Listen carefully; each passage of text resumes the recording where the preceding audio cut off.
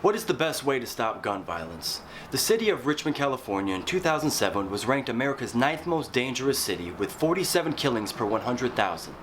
Then Devon Bogan came, and what he did was radical for some, but it's simple for me.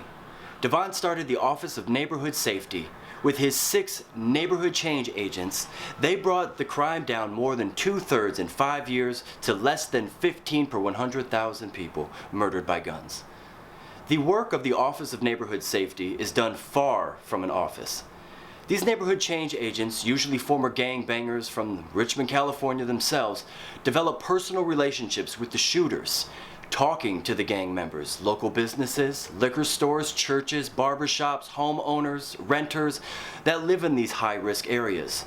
They learn who the most high-risk people are that will perpetuate or be a victim of gun violence, and God willing, with their neighborhood ties, are able to quickly get these troubled citizens under their wing.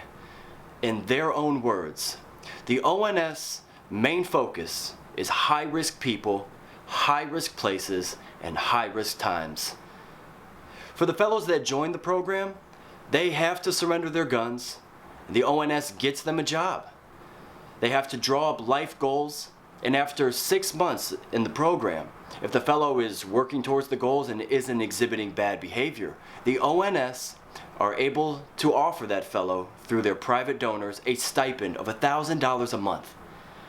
This tough love, yet incentivized, father figure approach is working.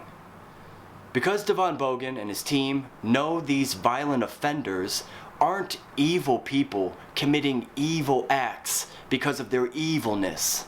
No.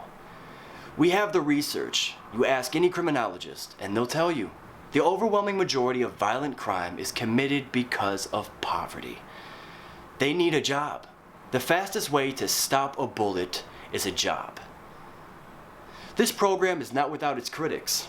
Saying the ONS is hugs for thugs kind of program, where the ONS offers these boys a carrot, people usually want to give these boys the stick.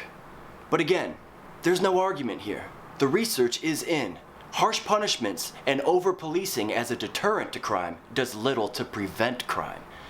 You see, if you want to change violent behavior, you'll have a greater success with incentives and structure rather than threats and fear of incarceration.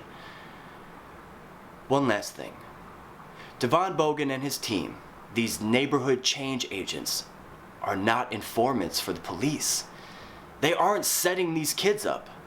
These are ex-cons, rehabilitated criminals taking on crime, and in a way, younger versions of themselves.